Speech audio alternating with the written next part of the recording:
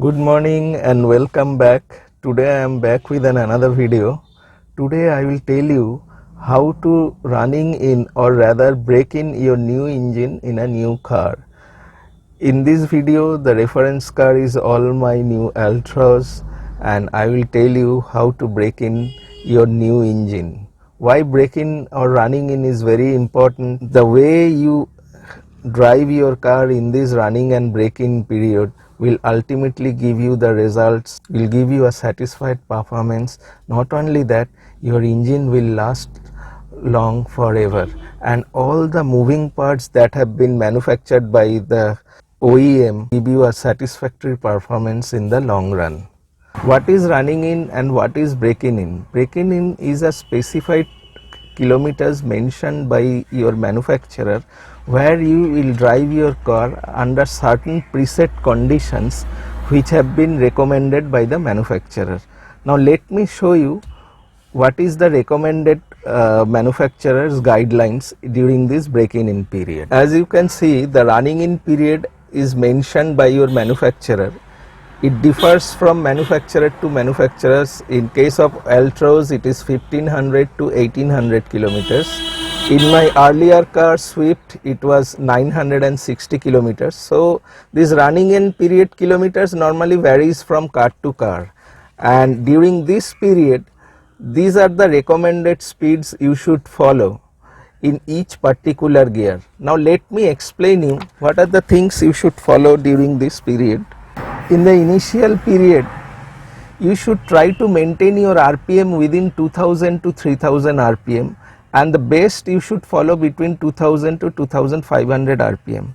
During this you should avoid any hard acceleration, any hard braking, any hard cornering, and one thing it should be clear, never floor your accelerator to the metal. So you should be very gentle to your car. All the clutch and gear shiftings will be gradual and in a very decent manner. So your car gradually, what happens, the moving parts that is inside your engine gradually settles down and gets properly embedded, so that it provides you long lasting performance. And the way you drive during this period is normally it's recorded in the EQ, which adapts to your driving style. So that is also very important. Another very important point, during this period you should try to drive your car in under different load conditions. What are the different load conditions? Driving your car at different RPMs. So in this scenario you need to change your gears to maintain those RPMs. So you will always try to drive your car at different RPMs. So what will happen, the engine will automatically adapt to your different RPMs and different loads. Also, never overload your car during this running in period. We know it's very enjoyable to own a new car, but during this period you should not overload your car at all. Try to drive as light as possible. Secondly, those who have very shorter running kilometers, such as like me, my mostly running kilometers are around 6 to 7 kilometers in a day. So during these short runs, normally engine never comes to your operating temperature. So in order to achieve this operating temperature, what I practice, normally I switch on the air conditioner, so the operating temperature engine reaches quite earlier. So that is to be also followed. Also in long runs, those who will be driving on motorways or highways should maintain different RPM loads, because normally what happens, when we drive in an highway, we normally drive at a constant speed in a constant gear. That should be totally avoided.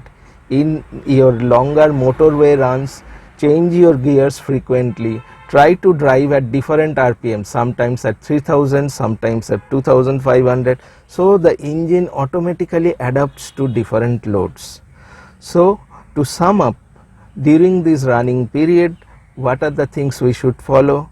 We'll start the car and wait for a minute, so the engine oil that is in the sump circulates to the entire engine, and then we should start our car, because what happens when the car rests overnight, all your engine oil gets stored in the sump. So the engine needs to properly lubricate before we start. Do not crank your engine and start off immediately. Allow the engine to idle at least 30 seconds to 1 minute. Then you start your car and follow the recommended gear changes as specified by the manufacturer. In a city drive, normally the car gets best adjusted in your running in period, because what happens in a city drive, there are frequent starts and stops. We need to change your gear all the time, so the car automatically adjusts to different loads. And if you are on a highway, always drive at different RPM loads, and it's better to avoid the cruise control those who are having in this initial running in period, because what happens in a cruise control, the car normally runs steadily in one particular gear at a constant speed, which should be avoided. You can check your cruise control for a half an hour, for a 1 hour, that won't do any harm, but never drive your car in a cruise control for 4 to 5 hours at a stretch, which will do more harm than good in the running in period. So these are all these procedures you should follow in a running in period. And also, while you should be careful in the gear changes, you should always press the clutch fully, and all the shifting should be in a very gentle manner, so the gears also settles down during this running in period and provide you a long term jerk free and a smooth experience. Hope I have been able to explain you what is running in period in a new car, and perhaps you should follow all these procedures.